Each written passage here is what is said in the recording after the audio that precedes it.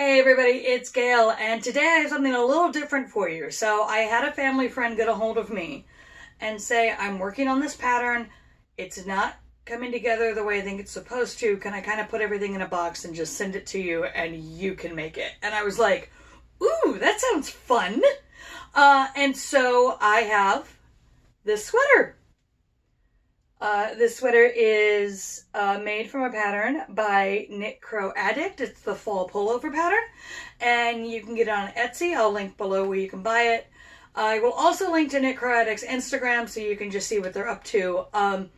Lots of sort of lovely, flowy, but also sort of cozy patterns based on her Etsy store, which, you know, pretty nice. So the pattern itself calls for a fingering weight yarn and a 4mm hook, with the goal being using the larger hook on the smaller yarn to have some extra drape and a little extra movement to the fabric when you're done. My family friend chose a Lion brand Kobu, which is a DK weight yarn, so it's 2 weight sizes larger. And so what I did was I went ahead and went up to a 5.5mm hook, so an eye hook, in order to get that sort of drapey, cozy, squishy vibe that the original pattern was definitely going for. And I think it turned out really great. And it also had the advantage that I was able to just make a small instead of a medium to fit the needed measurements, so a little less yarn to make it, a little less time to make it, never a bad thing. But I do actually think I'm going to go back and make one for myself in fingering weight yarn, because it just, I can tell it's one of those pieces that if I have it, I'll probably just throw it on all the time. And especially given this weird spring we're having in Portland, like I know you're seeing this later on, but right now we're at the very beginning of May and it still hasn't decided what season it is. So something that can be a nice light layer.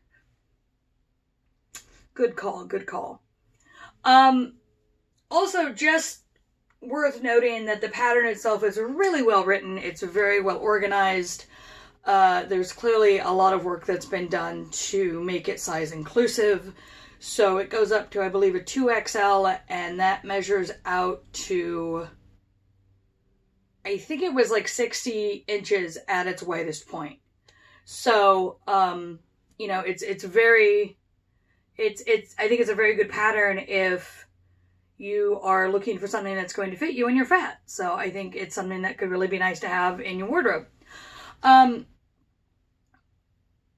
it might be everything. I mean, it definitely, it was fun to like take something that I wouldn't have necessarily made for myself and get a chance to work on it. I got to find a pattern designer whose work I think is very good.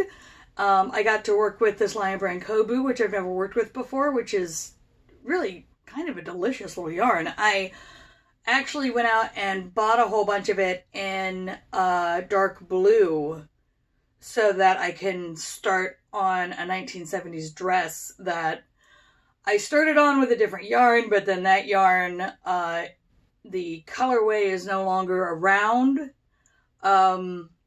So I made a skirt based off that pattern, but I haven't actually made the dress yet. So I'm looking forward to making the dress. But that's a different video.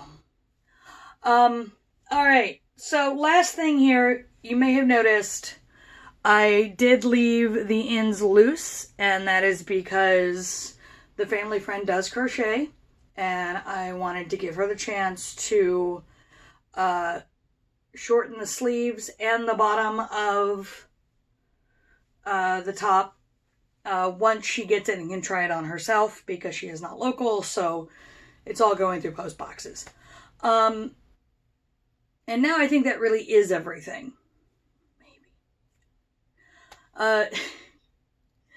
Anyway, if you enjoy what I do here, please like, subscribe, share, leave a comment about what you're working on. I'd love to hear about it. I can talk crochet all day.